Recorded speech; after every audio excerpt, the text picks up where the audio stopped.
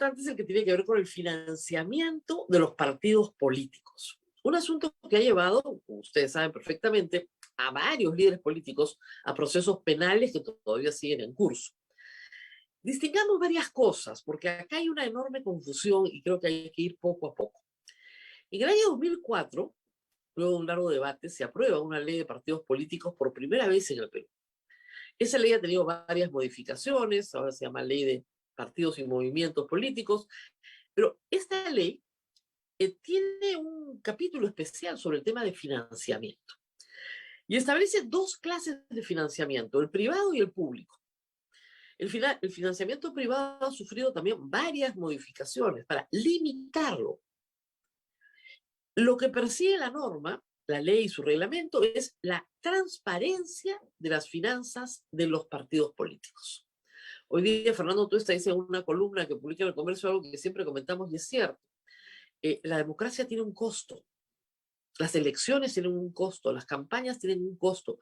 La vida de cualquier asociación, por más pequeña que sea, tiene un costo y alguien lo tiene que asumir. Por lo general, en una asociación, los asociados asumen el costo del trabajo que realiza la asociación. Y sus beneficios, por cierto, también.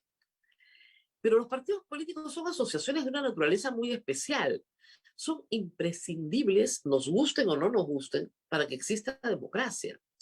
¿Por qué? Porque para que la democracia se organice, necesita que los colectivos que son representados tengan algún grado de organización, y esa organización cuesta. Tradicionalmente, la idea era que los partidos políticos de masas obtengan sus presupuestos a través de la cotización de sus militantes. Luego, los militantes que ocupaban puestos públicos entregaban parte de sus salarios a la vida del partido. El ejemplo clásico de esto ha sido el Partido Aprista Peruano, por ejemplo. Esa era una forma clásica del sostenimiento del partido.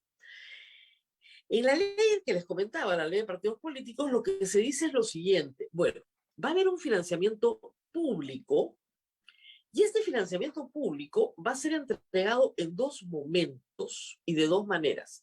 Hay un financiamiento público directo, te doy dinero, y un financiamiento público indirecto, pago publicidad en tu nombre. Hoy, con todas las modificaciones, incluso constitucionales, un partido político en campaña no puede contratar directamente radio, televisión, porque está prohibido de hacerlo. La OMPE contrata por él un número de minutos o una bolsa de dinero que se reparte en igualdad de condiciones para todos los partidos. Pero los partidos no negocian directamente con los canales de televisión ni con las radios. Esto es parte de una reforma constitucional a la que fuimos a votar por referéndum en el año 2018. Así de grave es el tema. Entonces, en el tema del financiamiento público-privado, ¿qué problemas hay? ¿Cuál es el problema central? El problema central es que se cuelen fondos de hechos ilícitos, fondos de la corrupción, del narcotráfico, de la trata, de personas que financian a una institución política para luego obtener favores, un cohecho adelantado, ¿no? Te pago para que me des el contrato, colusión.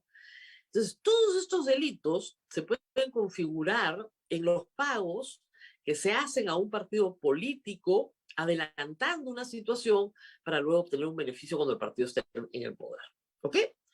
También se puede lavar activos a través del financiamiento de partidos políticos, sí, claro, por supuesto. Una institución dedicada al narcotráfico coloca, ¿no es cierto?, en una organización partidaria una cantidad importante de dinero. Para evitar esto, hay ahora disposiciones administrativas, ¿no es cierto? Siempre las han habido, pero ahora hay disposiciones penales. Desde el 2019, agosto del 2019, hay un tipo penal que prohíbe el financiamiento ilícito y establece condenas, ¿ok? Antes del 2019, ese tipo penal no existía. Toda la discusión de los casos de Kuczynski, Humala, Keiko Fujimori, son parte de una larga discusión que tenemos hace muchos años, desde el año 2014, señalando que el financiamiento ilícito de campañas Es ilícito, pero no es delito. La fiscalía cree que es lavado de activos, entonces tiene que probar que dinero ilícito entra a la campaña. Yo les he advertido desde siempre que tarde o temprano van a perder los casos en la Corte Suprema, porque probar que es delito algo que no está en el Código Penal es bien difícil, ¿eh? Pero bueno, esa es la historia, es parte de la historia. La otra parte de la historia es el financiamiento público. El Estado siempre ha pagado una franja electoral muy poco eficaz. En el año 2018, este financiamiento público indirecto se constitucionaliza. Y como les contaba hace un momento, hoy ningún partido puede pagar directamente publicidad en televisión y radio. Lo puede hacer en prensa escrita, lo puede hacer en redes sociales, pero no en televisión y radio. Se establece un piso mínimo para todos y luego una bolsa que se reparte dependiendo de la cantidad de votos sacados en la última elección parlamentaria. Ese es el esquema. Por ahora podrían mañana cambiar el esquema, por supuesto. Pero, y acá viene lo complicado, también desde el 2004 se establecía que el Estado peruano tendría que entregar financiamiento público directo, no para campaña. Para campaña, nada. Cero, SIP. Ahora se compra radio y televisión, pero en ese momento para campaña absolutamente nada. La campaña se financiaba con los aportes de los militantes y sus actividades proselitistas. ¿Ok? ¿Para qué era el financiamiento público directo? Para mantener con vida al partido entre elección y elección.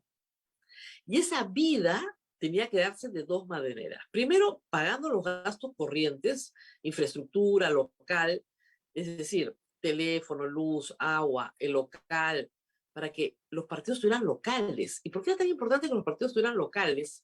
Hoy parece difícil en un mundo virtual, ¿no? Para que la gente se viera, se conociera, discutiera, debatiera, formulara sus propuestas, su ideario, en fin. Entonces, la mitad del financiamiento público va a gasto corriente y la otra mitad es para estudio, información y capacitación. Ese es el rubro. Muy bien. El financiamiento público era tan importante que si tú declarabas mal tu financiamiento privado, la sanción era perder el financiamiento público. En realidad, la sanción siempre fue administrativa, como ven, no penal, administrativa. ¿Pero qué pasó? El Estado peruano nunca entregó el financiamiento público. Nunca. Hasta el gobierno de Kuczynski. En el gobierno de Kuczynski se decide cumplir con la ley en buena hora, entregar el financiamiento público a los partidos y se dice que esto se hizo como parte de las acciones que desarrolló Pablo Kuczynski para tratar de llevarse bien con el partido de Keiko Fujimori. ¿Por qué? Porque Keiko Fujimori en las elecciones del 2016 sacó 73 congresistas. Y como es una plata que se establece de acuerdo al número de votos sacados en la última elección, la cantidad de dinero que regresó, digamos, que tuvo que administrar Fuerza Popular fue inmenso en comparación con cualquier otro partido durante los años 2018-2019. En el 2020 se elige un nuevo Congreso y baja su participación, pero sigue siendo importante. Y hoy, con 24 congresistas, es importante. Créanme que para Perú Libre de Cerrón, el dinero que le va a entrar por sus 37 congresistas va a ser un dinero muy importante.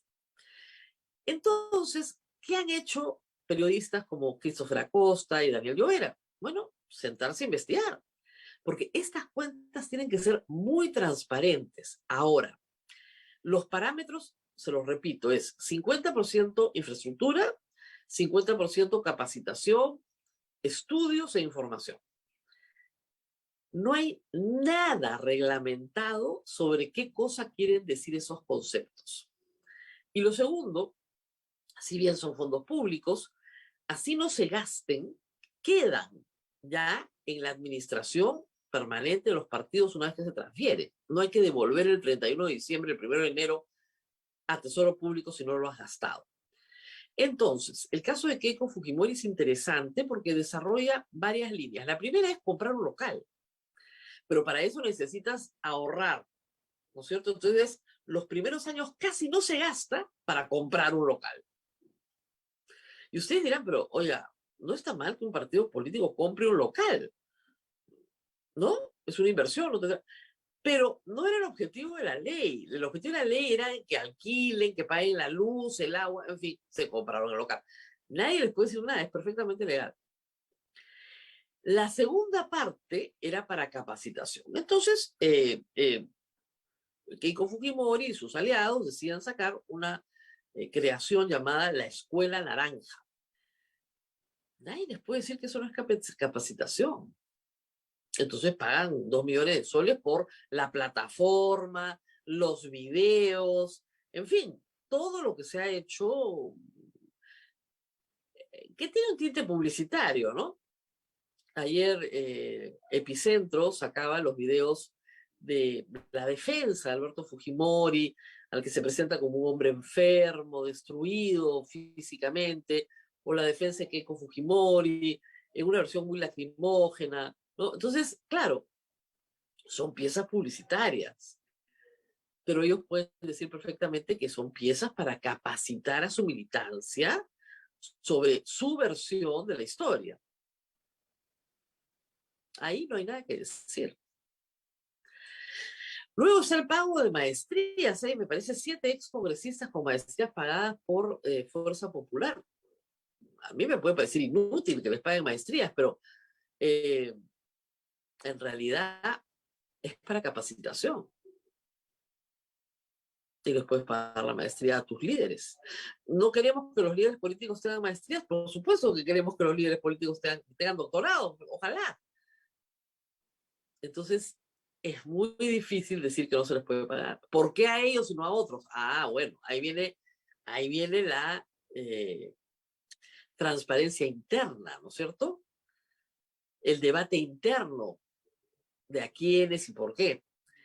Y luego, finalmente, las consultorías, que han generado una enorme impopularidad para Úrsula Letona y Fernando Rospigliosi, que son víctimas de todos los memes habidos y por haber. Algunos muy graciosos, hay que decirlo, pero lamentablemente no es delito. ¿Debería hacerlo? Ah, esa es otra discusión. O sea, ¿qué puede valer en consultoría 180.000 soles en un año, año y medio? Pues mucho, mucho. Nadie ha visto cuál es el informe que se ha entregado, pero sí da para discutirlo, por supuesto, igual a Úrsula Letona. El problema ya es de otra naturaleza, es la falta de transparencia del partido respecto de la forma en la que usa estos fondos públicos y respecto de la información que sus militantes tienen que recibir. Probablemente muchos militantes se han enterado de estos pagos por la prensa. Y ese es un problema serio para el partido. ¿Por qué a ellos? ¿Por qué no a mí? ¿Cómo se hace? ¿Cómo se concursa para estas becas de maestría? ¿Cómo se postula a un financiamiento para un estudio? Porque una cosa es contratar una encuestadora, ¿no es cierto?, que finalmente te hace un estudio. Otra cosa es contratar a un profesional, en fin, el partido puede necesitar personal administrativo, un contador, ¿no? Necesita trabajo secretarial. No son militantes ni voluntarios, simplemente son personas que se les contrata para que hagan, ¿no es cierto?, su trabajo. Lo complicado es cuando a una persona que pertenece al partido, que postula por el partido, también se le contratan servicios por fuera. Es complicado. Hay profesionales independientes que trabajan para muchos partidos. Reitero, encuestadoras, contabilidad, qué sé yo, todos los proveedores de servicios, catering, electricista, gafitero, o sea, toda esa gente se tiene que contratar. No es militante del partido, ni dona su tiempo, ni dona su trabajo, simplemente se le contrata. Pero cuando contratas un estudio sobre seguridad ciudadana, podrías pues hacer un concurso, podrías llamar a 5 o 6 especialistas, ¿no es cierto? Hacer un poquito más transparente tu selección. Si haces un programa de becas, haces el concurso Beca Alberto Fujimori, ¿no es cierto? Y bueno, hay un examen, hay un concurso, hay algo más que el Estado financiando tu maestría, ¿no? Ese es el problema. Y no es solamente el caso de Fuerza Popular, hay que decirlo, es el que más llama la atención porque más fondos tiene. Todos los partidos han hecho una interpretación bastante libre de qué cosa quiere decir la ley. Y esto se presta a escándalo. Pero de nuevo, y hay que decirlo una vez más, yo sé que soy la pinchaglobos, la aguafiestas de todos mis colegas, pero no hay delito, no hay ningún delito. Miren, en el año 2014 o 2015, 2014, cuando yo expliqué que en la campaña del 2006 y en la del 2011 no se había cometido delito cuando tú no reportabas la información de tu recaudación y que todos recaudaban muchísimo más de lo que declaraban, ¿se acuerdan lo que pasó? La cantidad de insultos. Rosana Cueva me insultaba, la abogada ven, ¿no? Perú 21, era una cosa espantosa. Claro, hasta que se llevaron detenida a Keiko Fujimori por lo mismo. Y ahí todos los coleguitas, sí, claro, no, sí, pues no es delito, no, claro. Sí, claro, no es delito. Ahí sí se dieron cuenta de que no era delito. Bueno, les adelanto, en este caso tampoco hay delito. No hay delito, pues. No hay. Para que sea delito, tiene que estar en el Código Penal. Si no está en el Código Penal, no es delito. En el Código Penal, el financiamiento ilícito está recién desde agosto del 2019. Esa es la razón por la cual yo considero que el caso de los Sumala, que ya está con la acusación, está en control de acusación, todavía no sale, no empieza el juicio oral. Y el mismo caso de Keiko Fujimori por cócteles y demás, los van a absolver. A Keiko Fujimori probablemente la condenen con una pena baja por obstrucción de la justicia, pero no creo que puedan condenarla por lavado. Ni a ella, ni a Alberto, ni a Pedro Pablo Kuczynski, o sea, por lavado, ahí no hay delito, punto. Otra hubiera sido la historia si hubiera estado un poquito más acompañada cuando empezó esto, ¿no? Pero en fin, como detestaban a Nadine Heredia, entonces tenían que convertirle en delincuente. Y yo lo dije el día que se lo llevan detenidos. O sea, no les corresponde ir presos. No les corresponde una preventiva de 10 meses. Los van a meter, los van a sacar, no va a pasar nada. ¿Y qué pasó? Nada. Yo entiendo que soy la pinchaglobos cuando les explico que constituir un offshore afuera no es delito. ¿Ya? Entiendo eso, malogro las cosas. ¿Ya?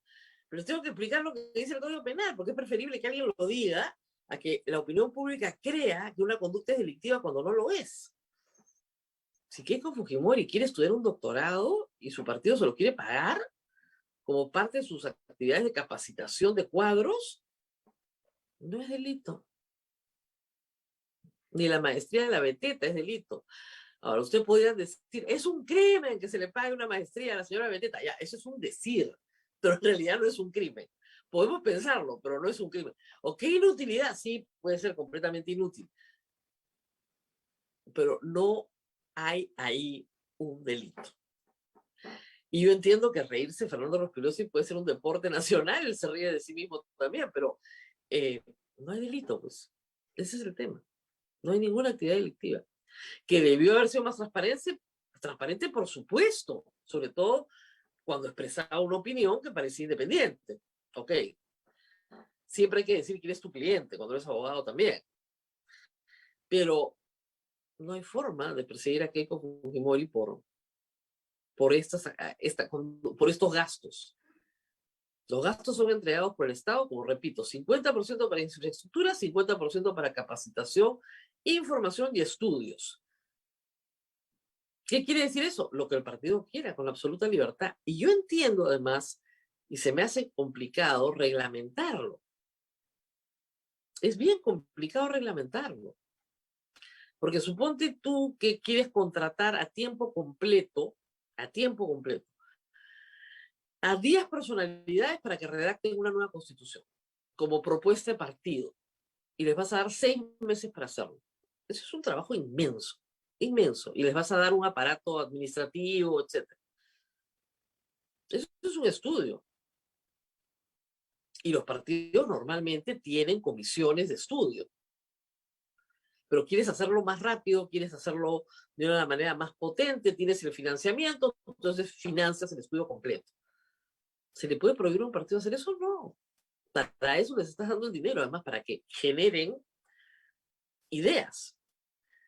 En Alemania, del cual hemos copiado el modelo, hay fundaciones inmensas, ¿no? La Fundación Konrad Adenauer, etcétera, que son fundaciones ligadas a partidos políticos pero que producen, son grandes productores de ideas, de reformas, de modos de ver el país de una manera distinta. En el Perú tenemos, sí, algunos son absolutamente independientes. Uno piensa en el Instituto de Estudios Peruanos, no es dependiente, no tiene relación con ningún partido en particular, es no partidaria, no partidaria.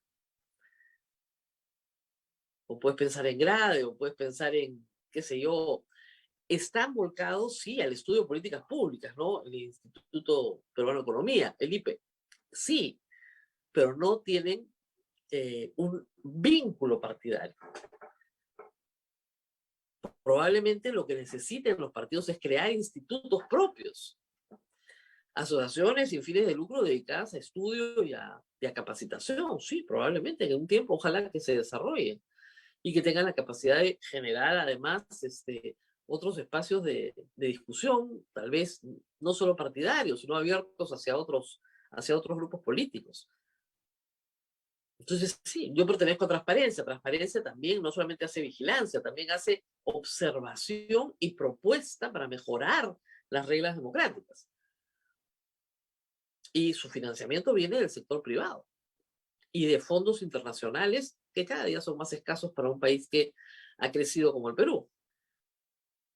Evidentemente lo que cotizamos los asociados pues no alcanza para más que pagar la luz y el agua, pues no, es una cosa muy pequeñita. Entonces, sí, estas organizaciones tienen que tener un financiamiento. Lo importante es que sea transparente. Y reitero, internamente los militantes del partido tienen que pedirle cuentas. Por supuesto que tienen que pedir cuentas a su dirigencia. O sea, ¿por qué estos cuantitos tienen una beca para estudiar y yo no? ¿No es cierto? ¿Por qué se paga la consultoría al señor fulano y no se contrata a este otro que es mucho mejor? Porque no se hace un concurso para contratar. Eso ya va a depender de la presión interna de cada agrupación política y del grado de verticalidad que tenga esa organización. Yo creo que en Fuerza Popular nadie le va a discutir a Keiko Fujimori y a Luis Galarreta cómo se gasta la plata. Ese es el problema. Ahora, varios medios señalan que estos pagos son para pagar favores. La pregunta es, ¿cuál es el favor? Y si no tienes esa información, bien difícil que puedas probar que hay un favor. O sea, te pago para pagarte un favor. Muy bien. ¿Cuál es el favor? El favor es tu respaldo. Bueno, pero, digamos, no es tan importante el respaldo de una sola persona, ¿no es cierto? El favor es que tú me vas a devolver esa plata de otra forma. Bueno, entonces eso lo tienes que probar.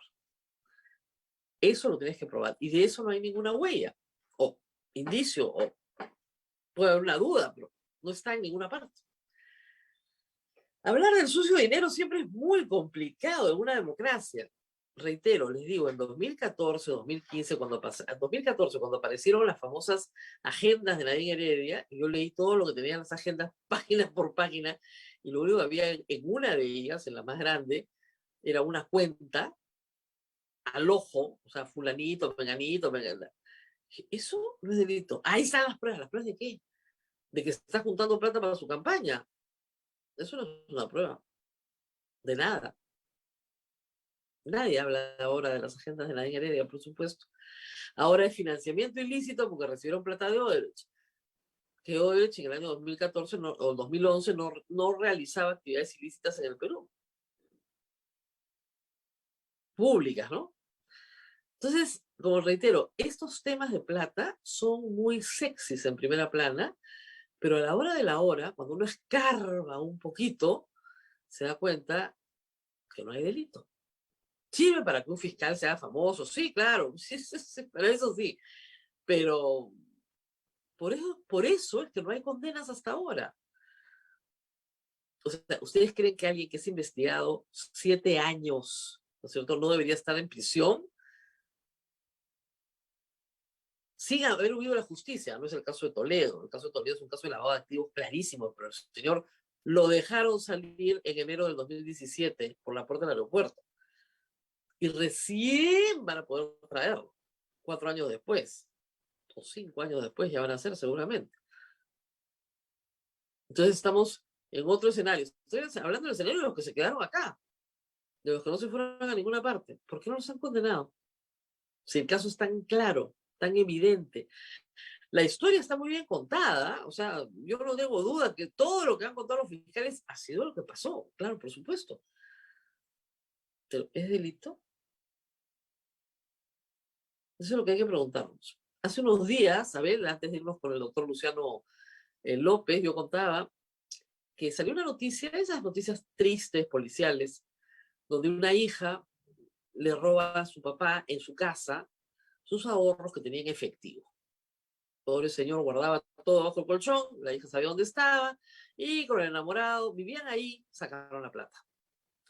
El problema es que cuando una hija le roba al padre, cuando viven juntos, ojo, tienen que vivir bajo el mismo techo, en el Código Penal peruano hay una cosa que se llama excusa absolutoria. O sea, simple y llanamente no vas a ser condenada por eso. ¿Está bien? No, por supuesto que está mal. Robar es horrible. Y robarle a tu padre, pues muchísimo más. Es una deshonra. 10 mandamientos, moral, todo lo que tú quieras. Pero no vas preso, pues, porque tiene que estar en el Código Penal. Y hay una explicación, la excusa absolutoria tiene una explicación en la doctrina penal, no es un capricho. Es muy difícil probar de quién es la plata cuando todos viven bajo el mismo techo, porque la hija puede decir, perdón, son los ahorros de mi vida, que mi padre me los quiere quitar. ¿Cómo probamos? ¿Cómo probamos si todos viven bajo el mismo techo, todos trabajan, todos ahorran? ¿Se dan cuenta? Es muy difícil probar que mi esposa me ha robado cuando yo y mi esposa tenemos que contribuir al sostenimiento del hogar. Por eso no hay condena, hay excusa absolutoria. Pero hay gente que dice, cambia la Constitución. ¿Qué tiene que ver la Constitución? Es el Código Penal. Hay algunas conductas que son profundamente inmorales, que no son delito. Y podríamos ir por varios más, pero o delitos que son profundamente inmorales, que prácticamente no tienen condena. Condena 3 meses. Todos con prisión suspendida. Todos con prisión suspendida.